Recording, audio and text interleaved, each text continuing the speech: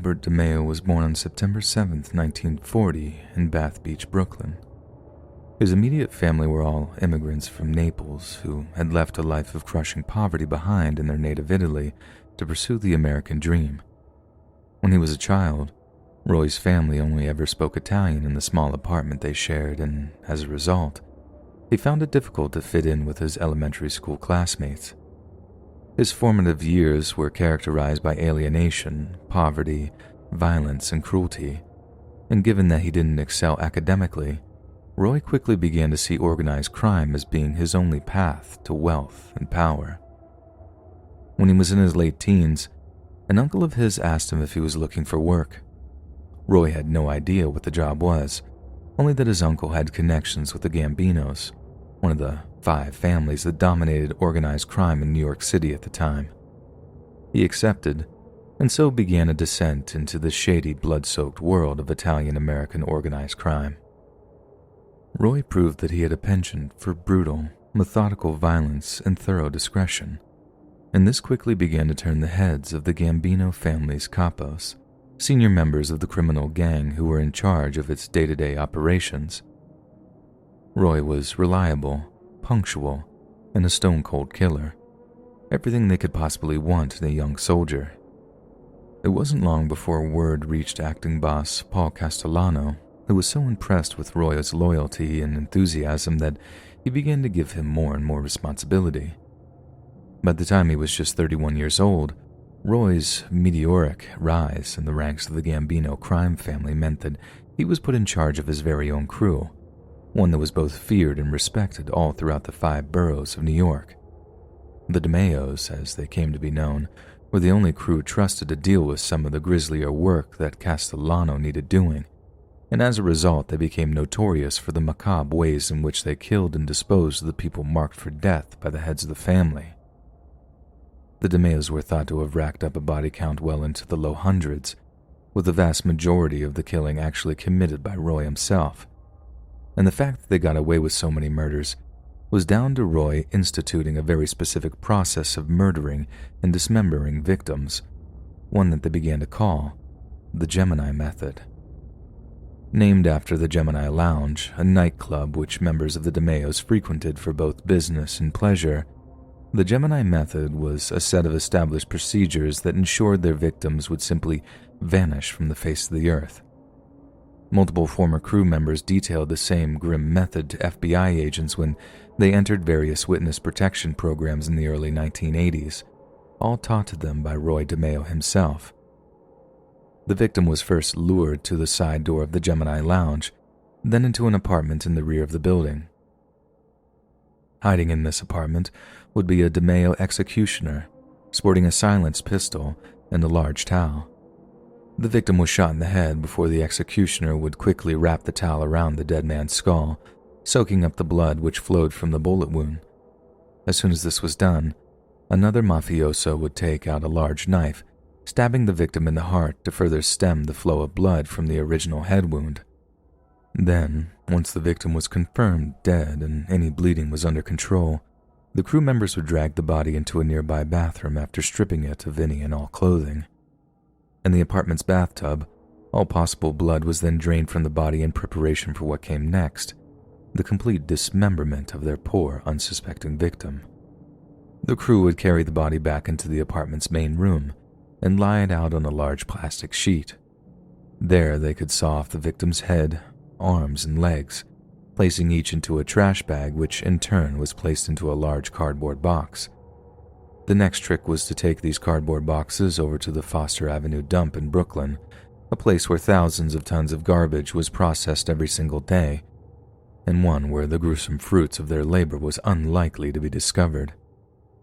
At the height of the FBI's efforts to target members of the DeMeo crew, a huge amount of time and resources were poured into trying to find the bodies of those they had killed. But a plan by federal agents to excavate sections of the Foster Avenue dump was deemed far too expensive, as well as being unlikely to yield any usable evidence. The Gemini Method was so effective that it forced the federal government to concede a defeat in the single most important area of their investigations, finding actual dead bodies. The dump located outside the Starrett City apartment complex on Pennsylvania Avenue, was eventually shut down in 1985 and subsequently concreted over. The site is now public parkland, and any traces of the DeMeo's victims are surely lost to us forever. But Roy DeMeo knew how close to perfect his method of murder was, and he relished the kind of terror people felt when they heard his name.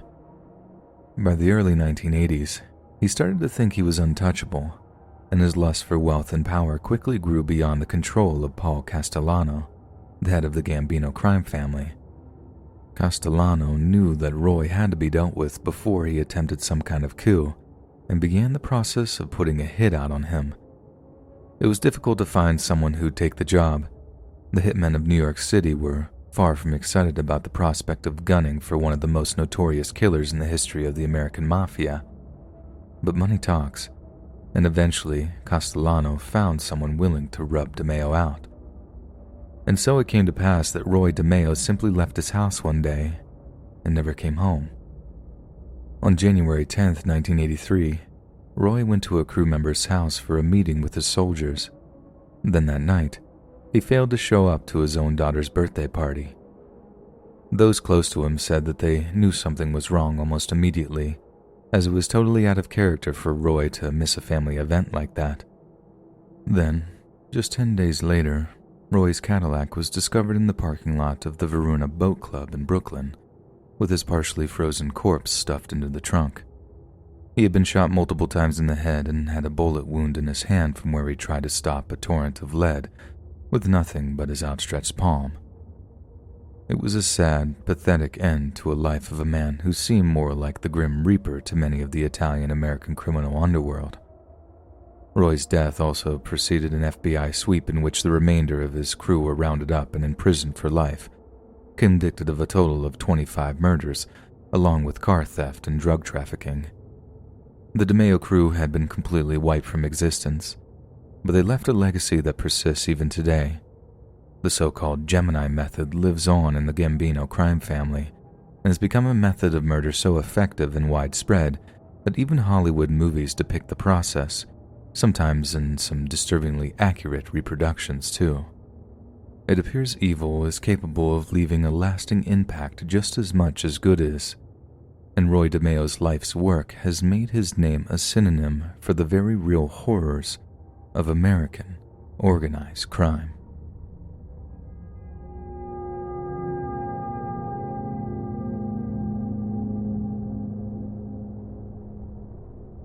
When I was a kid, I had a couple of uncles who were middlemen for the Mafia in New Jersey. They moved guns around, money, drugs, you name it. They drove it around the state or into New York City. One of the uncles ended up getting murdered in one of the worst ways I'd ever heard. You see, he had this nasty disease in one of his kidneys that needed a whole lot of medication to keep a lid on it. The guys that got him in the end knew he had it and tortured him until he told them which one was the good one. His killers then got someone with some kind of surgical experience to straight up cut out his one working kidney, then left him in some warehouse to die of organ failure or however having a bad kidney will kill you in the end. That all happened when I was like 10 years old. I was actually related to the guy who died too, just not by blood, and the aunt he was married to hasn't never really gotten over it. She had to ID his body, and I think he was in such rough shape that it just sort of broke her. I get these stories from my dad since all the Mafia involvement is on my mom's side of the family and we hardly see these people anymore. Last time we went to any family parties or anything over in Brooklyn was like the late 90s. And then there's the neighbor I had across the street when I was a teenager in suburban New Jersey. Apparently he was Carnevali, the small-time Mafia family that was like a subdivision of some bigger, badder family. I didn't know that at the time, but the guy was a vicious loan shark and ran girls out of his house to various clients. I mean, I should have put two and two together, given that his house was like twice as big as everyone else's on the block. All the decoration, both on the inside and the outside, was incredibly gaudy too, like real Mafia chic, I guess you could say. Their kids were pretty nice. We used to play street hockey with them quite a lot, but from how weird they were, you could tell that they grew up in a very unusual household. The one and only time I went inside was when one of their kids invited me in one summer to grab some Kool-Aid. He showed off some of their super expensive super soakers they had in there, then suggested we go get hot dogs after he talked his dad out of $5. We go upstairs to his mom and dad's room, and inside is his loan shark dad dressed in some ridiculously garish silk robe, counting piles of cash on the bed with some barely dressed girl who was most definitely not my friend's mom. I mentioned that to my parents when I got home that afternoon, and as a result, I wasn't allowed to go over there anymore. I mean, everyone knew what a scumbag this guy was. He got arrested from time to time. The cops would even show up at his house while the neighbors watched him getting shoved into a patrol car in cuffs. My mom said it even made the papers from time to time. Freehold loan shark arrested in suburbia and stuff like that. One of my mom's friends even kept a little scrapbook of the headlines, her own little diary of living opposite a member of the Mafia, I suppose. I'm surprised I was even allowed to associate with the guy's kids at all, but I suppose people just sought the path of least resistance when it came to dealing with the local mob guy. From what I understand, for years the mob guy was just something of a local curiosity. Despite the debauchery he got up to in his own home, he didn't make it anyone else in the neighborhood's problem. So for the longest time, we all just sort of lived side by side with so much as a hitch. Then one day I noticed that the Mafia kids hadn't been out to play street hockey in a while. So I go up to the house, specifically against my parents' orders, and knock on the door. No answer. That was pretty much how we discovered that the Mafia family had basically just disappeared. The house was foreclosed on really fast too, and whoever took ownership of it put it up for sale almost immediately. They actually did an open house too, and since it already had something of a lived-in look, the real estate company basically just left it as it was. To other people visiting, it mustn't have meant much, but to the neighbors, it only gave it this sort of Mary Celeste kind of vibe. Haunted, I guess you could say. Like we knew the people who lived there, and we saw how suddenly the dad must have been like, "We gotta go, now." It looked like they'd all been in the middle of their days and had just up and gotten out of there, but whether that was because they were going to be pinched or whacked or whatever you want to call it, we could only guess. All the kids' clothes were still in the closet. Video game consoles were still there. I mean, considering the possibilities, it was really creepy. Like, sure, they could have just disappeared for some reason, be it the law or conflict within the Carnivali family or something, but there's also the possibility that right under our noses, some hitman, or team of hitmen, had killed and dismembered the family before making them disappear. That being said, it's pure speculation what happened, and no one knows for certain if they were killed or not, but I do know for sure that whatever made them just up and get out of there, it couldn't have been good. And although no one really talks about it anymore, it still kind of haunts the neighborhood.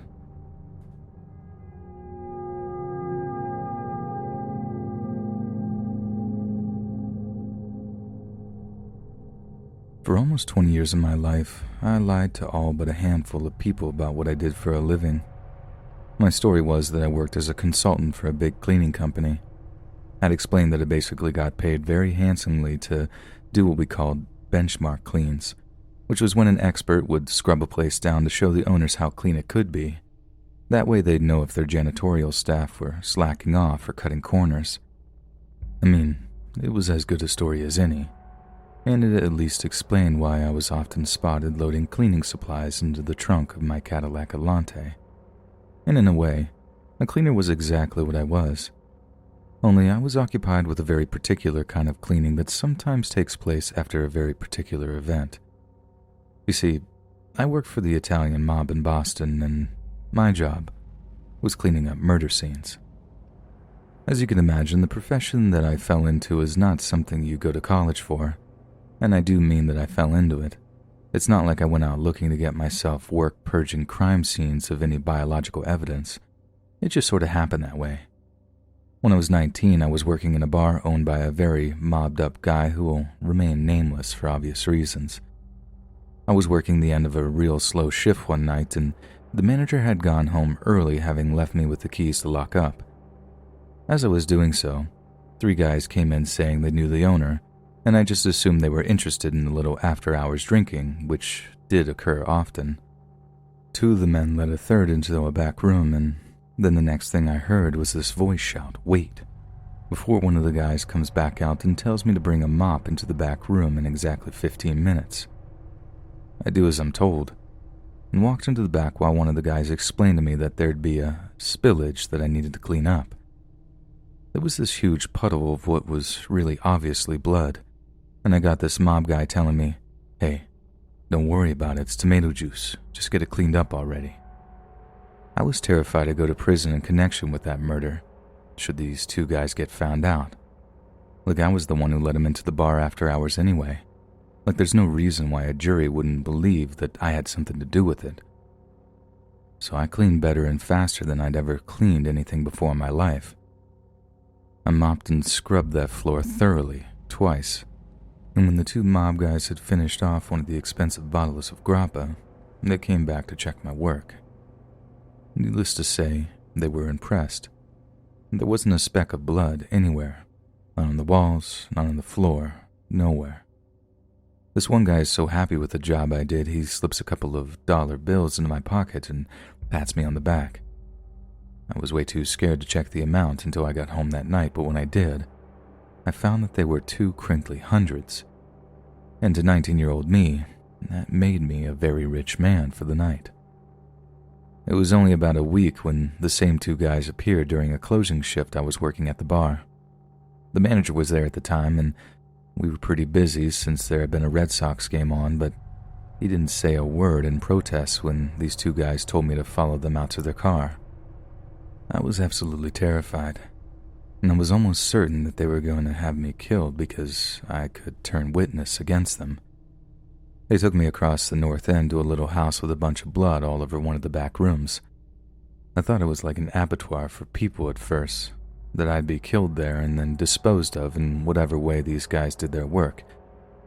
But to my surprise, they asked me to clean up and to just do as good a job there as I did back in the bar.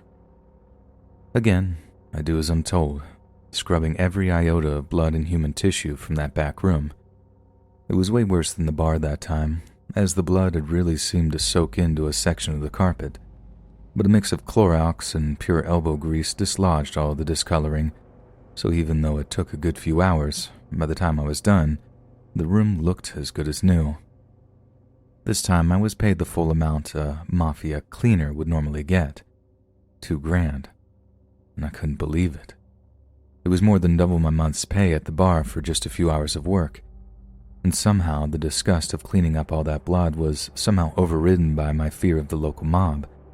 If I refused to clean, they'd most likely just off me, or I could just go along to get along and get rich doing it. 20 years of service I put in. I stopped counting the number of cleaning jobs I worked for the mob back around 100, but I must have cleaned up thousands of places in those 20 years. Every so often I'd negotiate a raise from the various crews, charged extra for larger crime scenes. Basically, I made myself a very rich man by just relinquishing any kind of moral compass I had and cleaning what needed to be clean. I kept my business quiet. I never had a run-in with the cops and never had any kind of problems or disagreements with any of the bosses or capos. They just called when they needed me and paid me when I asked, but aside from that, we never spoke. So when one of the guys I'd worked for called me up to say that me and him needed to sit down, I immediately knew something was off. When I met the capo and a few guys from his crew at a diner on the edge of town, I figured there'd at least be an agenda. But all they seemed to want to do was eat lunch and shoot the breeze. In the end, I actually had to ask the guy why he'd called me out there if it wasn't just to eat waffles. He responds by asking a bunch of cryptic questions about how many years I'd worked for them, how many jobs I'd done for them, basically my entire Mafia resume. I'm just nodding along the whole time, almost certain that the conversation wasn't going anywhere good. You see, at the time, the police department was really putting the squeeze on this guy's crew, and the capo was having people whack left and right just to keep his name out of their mouths. And I was pretty sure I'd cleaned up some of their blood, too. The way I saw it, the guy talking about how long I'd been working for them could have been a compliment to my loyalty, but also an indictment of how much I knew. And it put me in a very delicate situation because I knew he was going to try to secure my silence in one of two ways. paying my family off to keep me quiet if I was looking at a conviction, or putting a bullet in me to keep me from saying anything at all. I basically put my wife on standby to get out of there for like 2 or 3 weeks after that. The stress of it really did a number on her too, having some bags packed at all times, just waiting to get a call from me like, we gotta get out of here, if I thought the crew were gonna make their move on me. Sure, we were worried about what was going to happen to us, but it was worrying about what was going to happen to our kids which really messed with my head. For the first couple of weeks, I didn't have to make that call.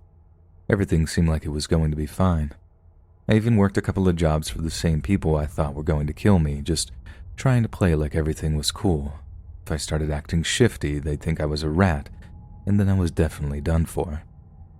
But the moment finally came when I got a call from one of the crew to come clean up a body, only the location was basically out in the middle of nowhere.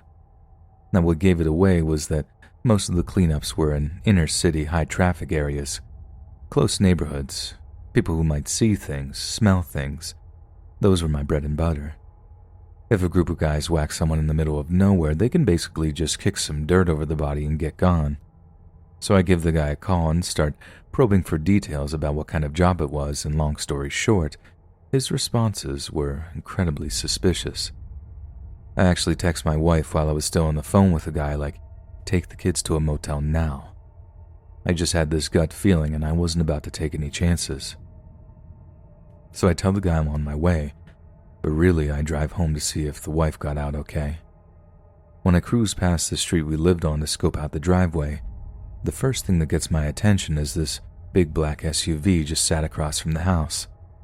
My wife's car was gone, and that was a plus, but she must have barely gotten out of there in time.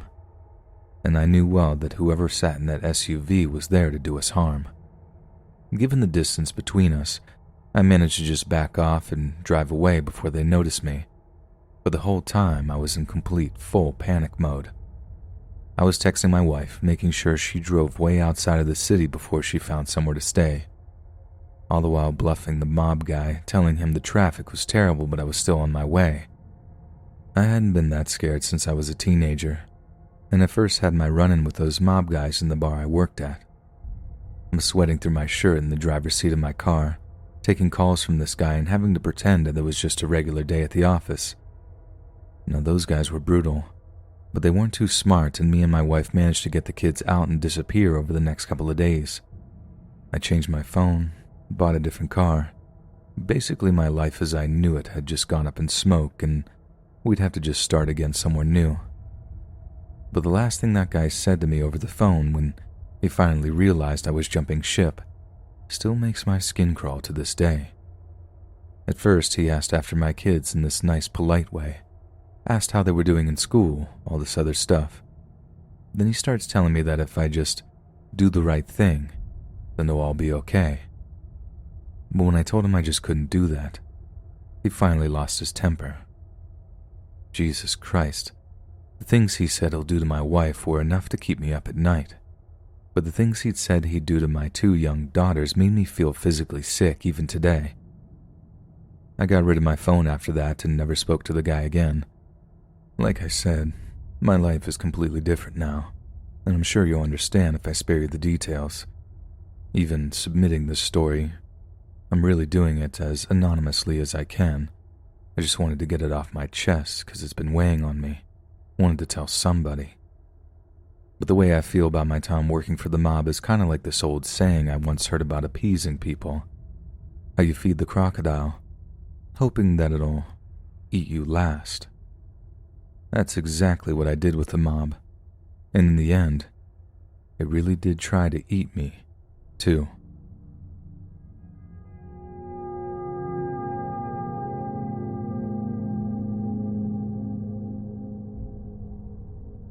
So, we're going back to the early 90s for this one, when I used to live out in Brooklyn.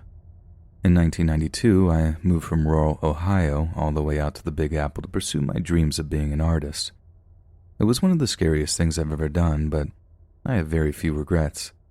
Living in NYC was one of the happiest, most exciting times of my life, and although I had no money at all, I have a wealth of great friends and good stories because of my time living there. as well as some not-so-great stories too.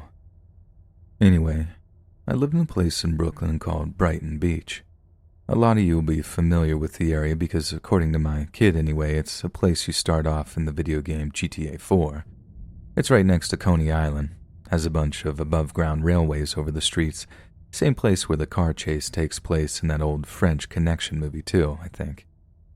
But what Brighton Beach is more commonly known as these days is Little Odessa, or Little Russia, because of the large amount of Eastern European immigration the area got. Russian-speaking people have been flocking there since the 1970s, but after the collapse of the Soviet Union, that level of immigration went through the roof. Nowadays, it's not entirely uncommon to see stores or restaurants in Brighton Beach with Russian characters on them. Cyrillic, I believe it's called. And much like any group of people who emigrated to the United States, they brought along their customs, their religions, and most significant to this story, their organized crime.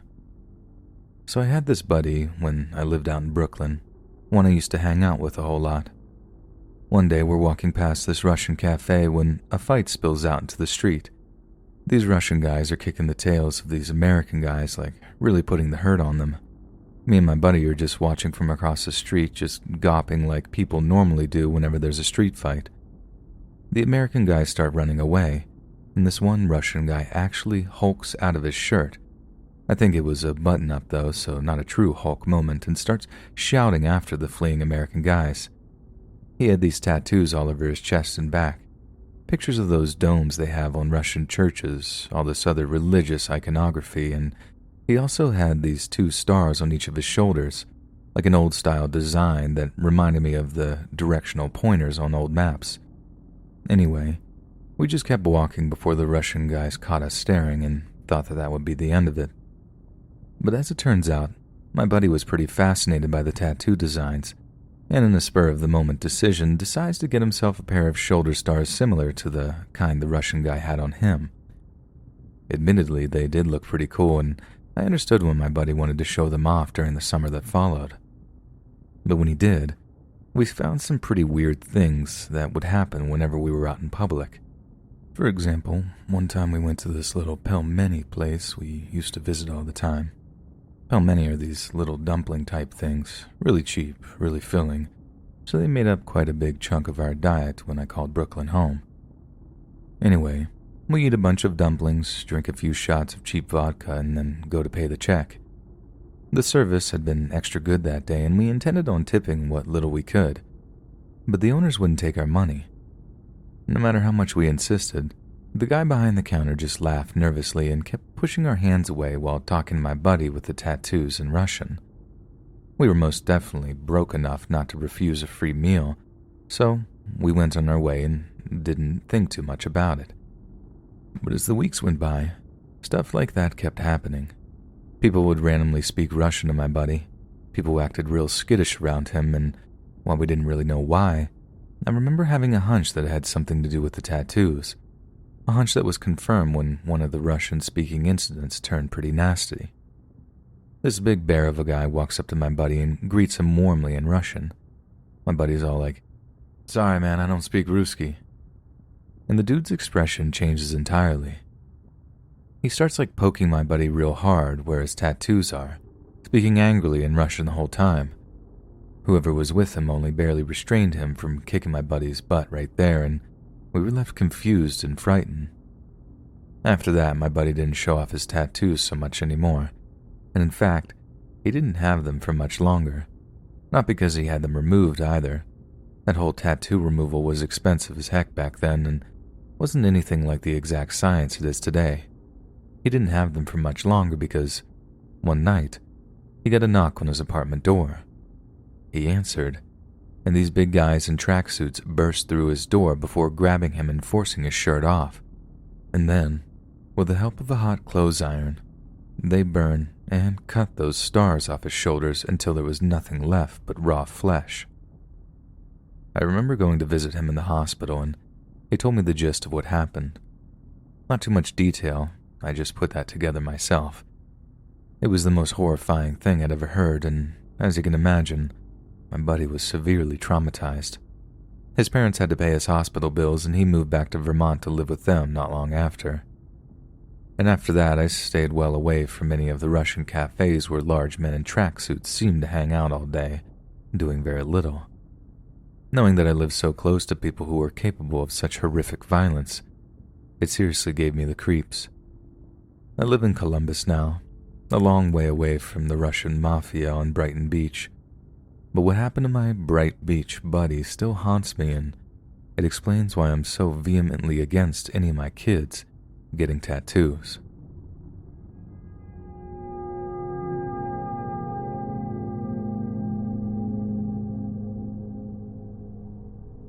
When I was just 14 years old, I was dumb enough to join a gang.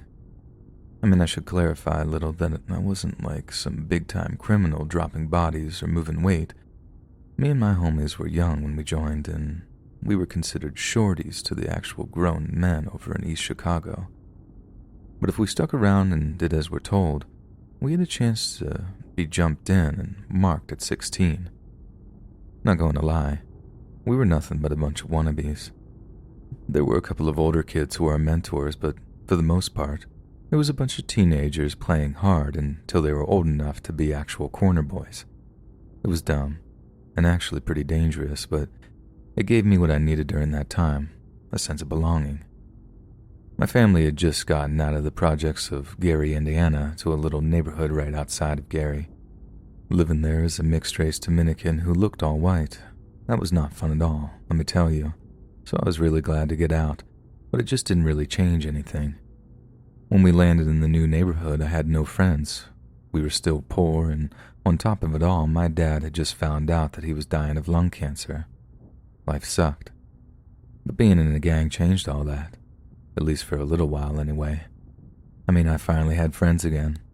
After years and years of almost everyone in the old neighborhood treating me like some piece of dirt because of my background, having friends and being part of a group was just a phenomenal thing to me. I'd have done any amount of low-rent gangbanging for that kind of buzz. It didn't matter that I had very little in common with any of these people besides the fact that we were all poor. I was into some pretty nerdy stuff.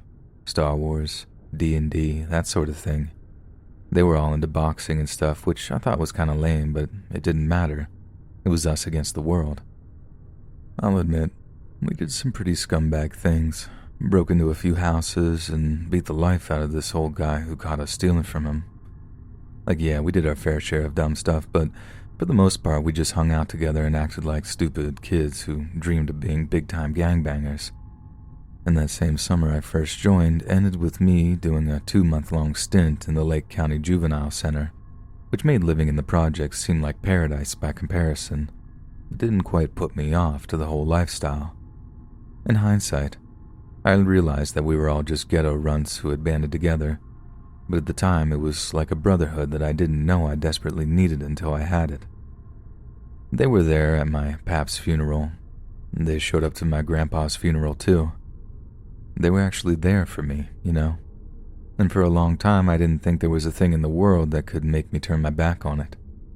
But as it turns out, there was something that could make me leave that life behind.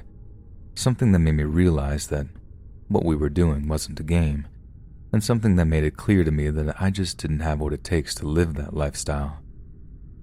So we had this little homie, Lewis, and Lewis was smart. If there was anyone who was actually going to make some money and get anywhere in life, it was Lewis. He was a grade above us in school too, so he was getting involved with girls, going on little dates with them. He was a good-looking kid, so he was popular like that.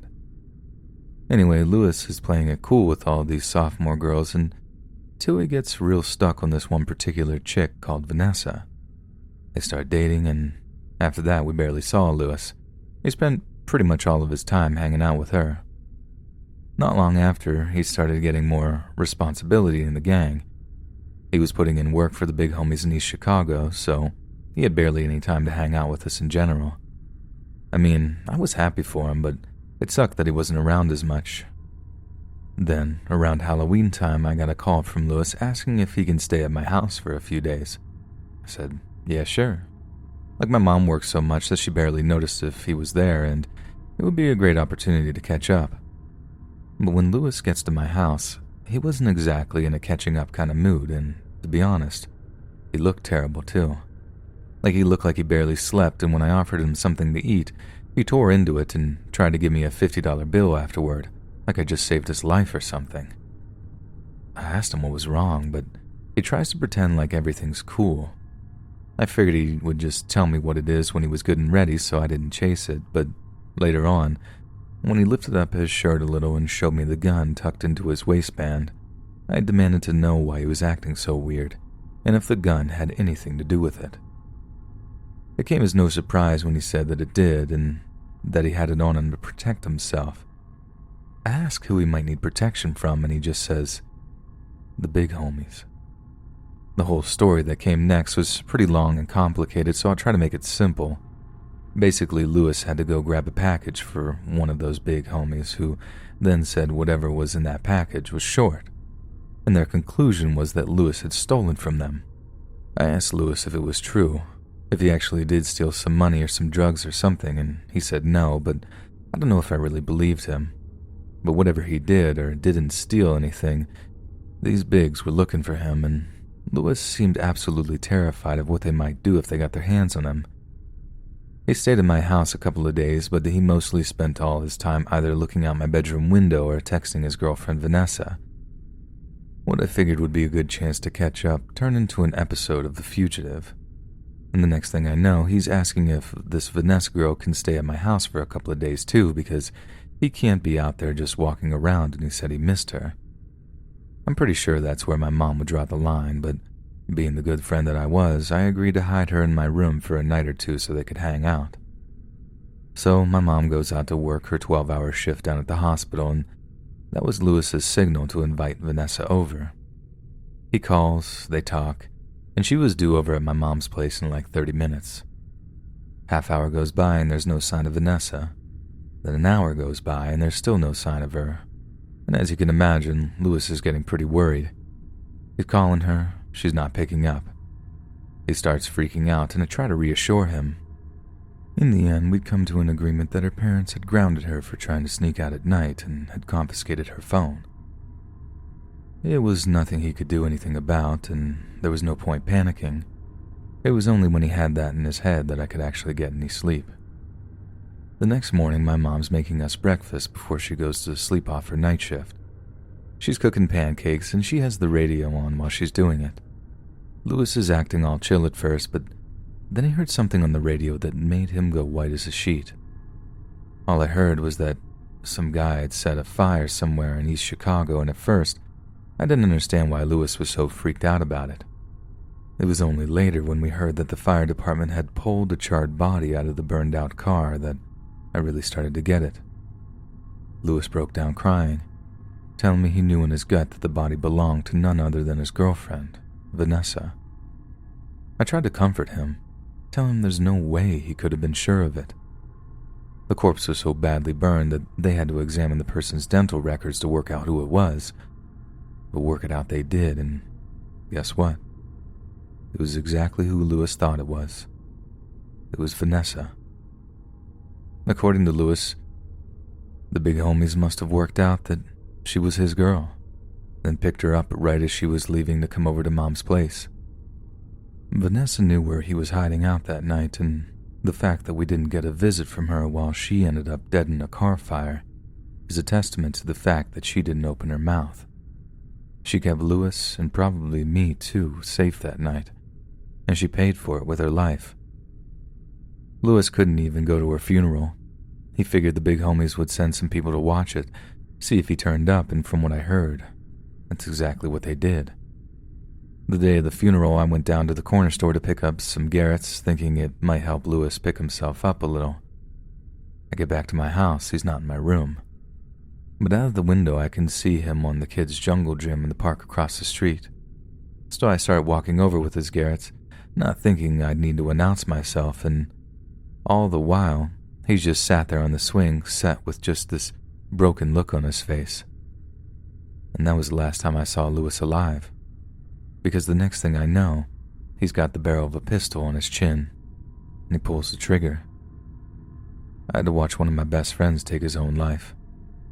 Lewis had only just dipped his toes in the water when it came to rolling with the big homies, so to speak, and it cost him his life and that of his girlfriend. I was ready to be done with the whole gangster dream. It was actually pretty easy for me to get out given how young I was. I know for some of the older guys it's much harder to get out, and a lot of the time your so-called homies would rather see you dead than free. But I just knew that couldn't be my life. I couldn't lose people like that, and if Lewis couldn't handle it, I knew well I couldn't handle it either. I graduated college with a degree in business management a few years back, and I run a home renovation company over in Detroit now. I make okay money, hardly fat stacks or whatever they call it, but it'll do. It's worth it to know that I'd never end up like Lewis, and it's worth it to know that neither will my kids either.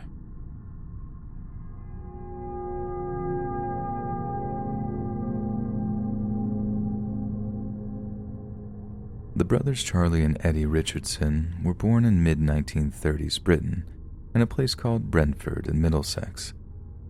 Their family moved around frequently when they were still children, as their mother and father traipsed around Greater London in search of work. But when the father finally gave up on the family and abandoned them, he plunged his wife and children into utter poverty. Poverty so unbearable that young Charlie and Eddie turned to a life of crime in order to support their mother and younger sister. Maybe it was the desperate desire to care for those they loved that influenced their style of business, but when it came to enforcing their will, the Richardson boys were completely unafraid to employ horror movie levels of torture and violence. Because to them, when it came to taking care of their mom and sister, nothing was off the table. They quickly recruited a number of like-minded psychopaths and in the 1960s developed a reputation for being some of London's most sadistic, bloodthirsty criminals. Charlie Richardson owned and operated a large scrap metal yard whilst his younger brother Eddie set up a company selling slot machines. These businesses were little more than fronts for much more sinister underworld activity, including fraud, racketeering, and storing stolen goods. But it was the scrapyard that became infamous as a place where the Richardsons committed some of the most heinous acts of torture and violence that London has ever seen. With their specialities including pulling teeth out using pliers, cutting off toes using bolt cutters, and nailing victims to floors using 6-inch nails, the Richardsons quickly became known by the terrifying moniker, the Torture Gang.